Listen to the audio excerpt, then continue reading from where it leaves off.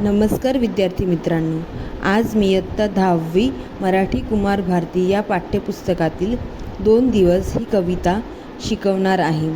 सर्वप्रथम आपण कवींची थोडक्यात माहिती जाणून घेऊया.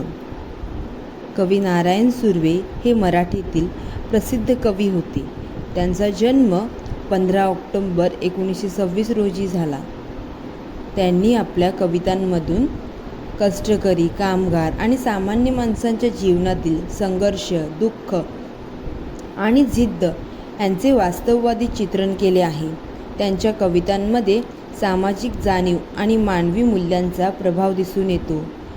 1995ला अखिल भारतीय मराठी साहित्य संमेलनाचे ते अध्यक्ष देखील होते.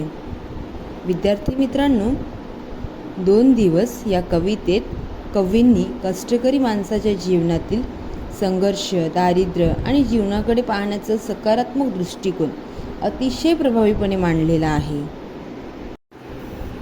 2 दिवस वाट पाहण्यात गेले, 2 दुःखात गेले.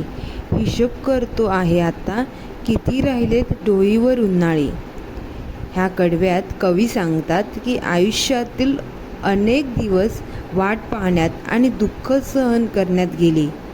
आता आयुष्याचा बराच काळ निघून गेला असून पुढे किती आयुष्य उरले आहे याचा तो विचार करत आहे. या जीवनाची अनिश्चितता आणि काळाचे महत्त्व व्यक्त केले आहे. शेकडो वेळा चंद्र आला, तारे फुलले, रात्र धुंद झाली, भाकरीचा चंद्र शोधण्यात जिंदगी बर्बाद झाली. ह्या कडव्यात कवी सांगतात की निसर्गातील सुंदर क्षण अनेकदा अनुभवायला मिळाले, पण उदरनिर्वाहासाठी, आपल्या पोटापाण्यासाठी, भाकरी मिळविण्यासाठी केलेल्या संघर्षामुळे त्या सौंदर्याचा आनंद घेता आला नाही. पोटाची भूक भागवण्याच्या धडपडीतच संपूर्ण आयुष्य निघून गेले. म्हणजे माणसाला किती कष्ट करावं लागतं. अख्खं आयुष्य त्याचं स्वतःचं पोट भरण्यामध्येच निघून जातं.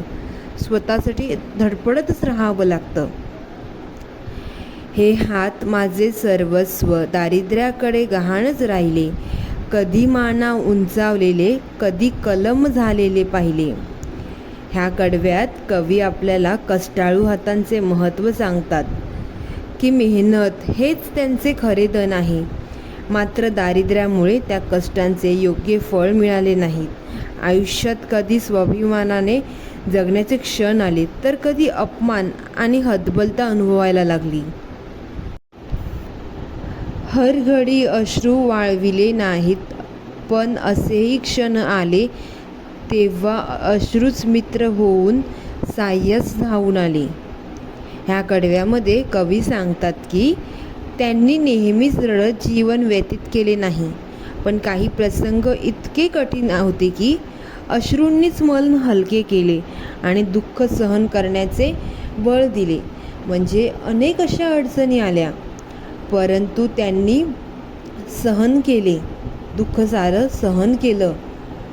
पुढील कडव्यामध्ये दुनियेचा विचार हरघडी केला, अगा जगमय झालो, दुःख पेलावे कसे, पुन्हा जगावे कसे, ह्याच शाळेत शिकलो. या कडव्यामध्ये कवी सांगतात की इतरांचा विचार करत आणि जीवनातील अनुभव घेत ते अधिक समंजस झाले. दुःख सहन करून पुन्हा नव्या उमेदीनं जगण्याची कला त्यांना जीवनाने शिकवली. माणूस बऱ्याचदा अनुभवातूनच सारं काही शिकत असतो, हे त्यांनी सांगण्याचा इथे प्रयत्न केला आहे.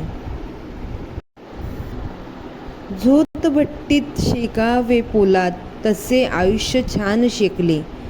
ह्या शेवटच्या कडव्यात कवी आयुष्याची तुलना भट्टीत तापवलेल्या पोलादाशी करतात की जसे पोलाद तापून अधिक मजबूत होते, तसेच जीवनातील संकटे आणि संघर्ष माणसाला अधिक खंबीर आणि सक्षम आणि परिपक्व बनवतात.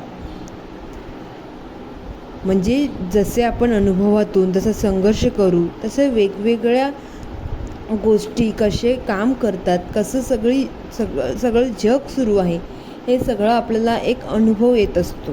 ह्या कवितेतून कवींना काय संदेश द्यायचा आहे, तर या कवितेतून कष्ट, संघर्ष, जिद्द, आत्मविश्वास आणि प्रतिकूल परिस्थितीतही हार न मानता पुढे जाण्याची प्रेरणा मिळते. जीवनातील अडचणी माणसाला कमकुवत न करता अधिक सक्षम बनवतात. धन्यवाद.